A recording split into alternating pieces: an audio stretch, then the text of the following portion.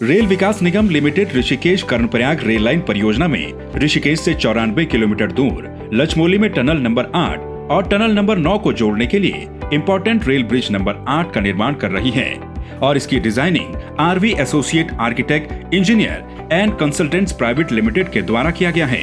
इसका निर्माण कार्य राही इंफ्राटेक लिमिटेड को दिया गया है और इसकी देखरेख का कार्य आर्डने इंडिया प्राइवेट लिमिटेड पीएमसी के तौर पर कर रही है। इसका कार्य 21 जून 2019 को शुरू किया जा चुका है। 3x90 metre through truss ballistic deck span के इस ब्रिज में 2 पियर P1 और P2 एवं 2 एबेटमेंट A1 और A2 हैं।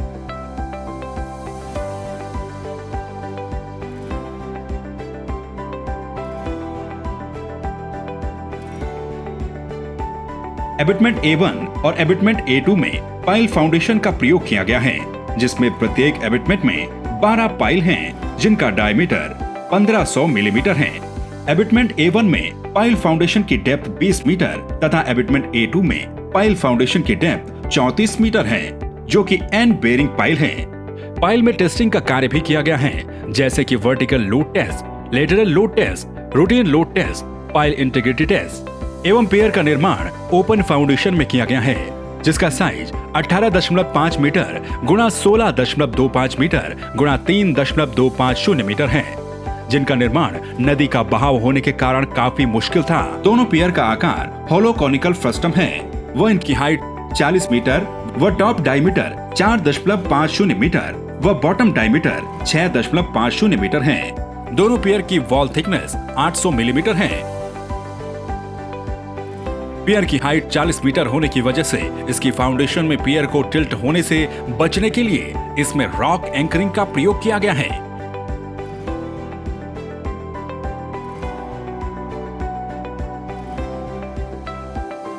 ओपन फाउंडेशन लोकेशन पर रॉक की बेयरिंग कैपेसिटी को वेरीफाई करने के लिए वहां के फाउंडेशन लेवल पर 1x1 मीटर का प्लेट लोड टेस्ट भी किया गया है, जिसके द्वारा रॉक की बेयरिंग कैपेसिटी एज पर डिजाइन 55 टन प्रति मीटर स्क्वायर प्राप्त हुई। पियर की हाइट 40 मीटर होने की वजह से अगर साधारण सेटरिंग से कार्य को करते तो समय बहुत अधिक लगता और कार्य समय पर पूरा नहीं हो पाता और इसमें इतने हाइट तक काम करने में दुर्घटना का भी खतरा बढ़ जाता है। इन सब चुनौतियों से बचने के लिए इसमें स्लिप फॉर्म शटरिंग तकनीक का प्रयोग किया गया है। स्लिप फॉर्म का उपयोग लंबे ढांचे के निर्माण कार्य में किया जाता है। इस तकनीक में निर्माण कार्य की अवधि कम हो जाती है। स्लिप फॉर्म के मेन 5 कंपोनेंट होते हैं: शटरिंग, बेलर, जैक रॉड और वर्किंग डेक। इस कार्य में हमने 6 मीट्रिक टन के 18 जैक का इस्तेमाल किया है, जो आपस में हाइड्रोलिक हॉर्स लाइन से जुड़े होते हैं। जैक रॉड की मदद से ऊपर को उठते हैं और पियर के डायमीटर को कम करने के लिए रेडियल स्पिंडल का प्रयोग किया जाता है। इस तकनीक में शटरिंग पियर के बॉटम पर ही सेट कर दी जाती है और इसके बाद इसको ऊपर उठाया जाता है। इस शटरिंग में 3 डेक होते हैं। वो ट्रांजिट मिलर की सहायता से कंक्रीट को बकेट में पोर्ट किया जाता है। विंच मशीन व रोपवे की सहायता से बकेट को सबसे ऊपरी डेक में भेजा जाता है। वहां से मैन्युअली कंक्रीट को 200 मिलीमीटर की परतों में धीरे धीरे डाला जाता है और जैसे जैसे कंक्रीट सेट होने लगता है, शटरिंग को हाइड्रोलिक जैक की मदद से धीरे धीरे 20 से 40 मिलीमीटर तक एक बार में ऊपर उठाया जाता है। साथ ही बीच के डेक से रीइंफोर्समेंट प्रदान की जाती है और तीसरे डेक से उसकी फर्निशिंग को देखा जाता है। इन्हीं उत्तम तकनीकों की सहायता से पियर निर्माण का कार्य तेजी से किया जाता है। स्लिप फॉर्म को ऊपर उठाते वक्त इस चीज का ध्यान रखा जाता है कि ग्रीन कंक्रीट अपना खुद का आकार बनाए रखे और विंड फोर्सेस और लेटरल फोर्सेस को सहन कर सके। स्लिप फॉर्म निर्माण कार्य में कंक्रीट सेटिंग टाइम और कंक्रीट वर्केबिलिटी अहम भूमिका निभाती है। स्लिप फॉर्म एक्सपर्ट की राय में स्लिप फॉर्म निर्माण कार्य का सही समय विंटर सीजन है, क्योंकि सर्दी के मौसम में सेटिंग टाइम को नियंत्रित करने में परेशानियां नहीं आती और जिसके कारण स्लिप फॉर्म को ऊपर उठाते वक्त फ्रिक्शन फोर्स कम लगता है, काम करने में आसानी होती है, व कंक्रीट सरफेस अच्छा मिलता है।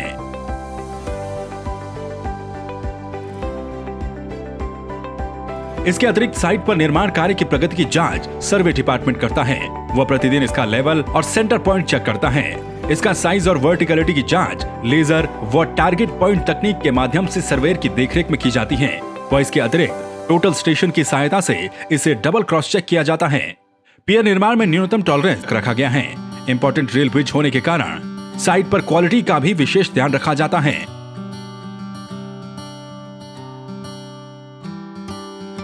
रेडीमिक्स कंक्रीट का प्रोडक्शन पीएमसी के क्वालिटी कंट्रोल इंजीनियर की देखरेख में तैयार करने के बाद निर्माण स्थल पर भेजा जाता है और इसके कंप्रेसिव स्ट्रेंथ की जांच के लिए यहाँ पर एक लेबोरेटरी का निर्माण किया गया है, जहाँ विभिन्न प्रकार के टेस्ट क्वालिटी कंट्रोल इंजीनियर की देखरेख में किए जाते हैं। 90 मीटर स्पैन के इस इंपॉर्टेंट रेल ब्रिज में थ्रो ट्रस टाइप गर्डर का उपयोग किया जाता है, जिसका निर्माण ऋषिकेश फैब्रिकेशन यार्ड में किया जा रहा है और इसमें सिलिंड्रिकल बेयरिंग का उपयोग किया जा रहा है, जो कि सबसे नवीनतम बेयरिंग में से एक है।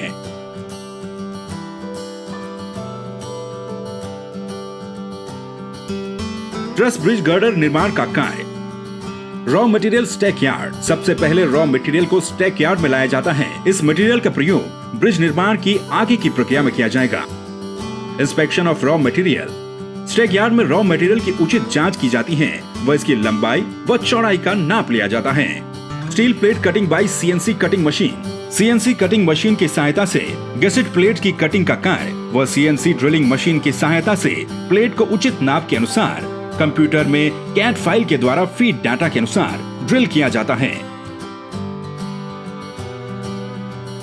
Girder fit up work. आधुनिक मशीनों एवं स्किल्ड लेबर की सहायता से विभिन्न पार्ट्स का फिट अप वर्क किया जाता है, जिसके बाद इसको वेल्डिंग के लिए भेज दिया जाता है। Welding work. फिट अप के बाद मेंबर्स की वेल्डिंग की जाती है, जिसमें सॉ वेल्डिंग की सहायता ली जाती है। वेल्डिंग की गुणवत्ता की जांच के लिए डाई पेनिट्रेशन टेस्ट व अन्य टेस्ट किए जाते हैं।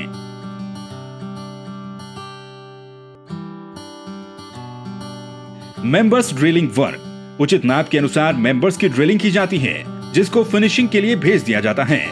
इन सभी कार्यों की जांच पीएमसी, आरवीएनएल और आरडीएसओ के इंजीनियरों के द्वारा की जाती है। Finishing work. ब्रिज वातावरण की कठिन परिस्थितियों में भी अच्छा रहे, इसकी जांच के लिए ग्रिड ब्लास्टिंग की जाती है। ब्लास्टिंग के बाद हमें एक फिनिश सरफेस प्राप्त होता है, जिसको मेटलाइजिंग व पेंटिंग वर्क के लिए भेजा जाता है। ऋषिकेश में इंपॉर्टेंट रेल ब्रिज के फैब्रिकेशन के बाद इसके पार्ट्स को सड़क मार्ग के द्वारा कार्यरत स्थान पर लाया जाएगा व कैंटिलीवर तकनीक से इसका इरेक्शन किया जाएगा।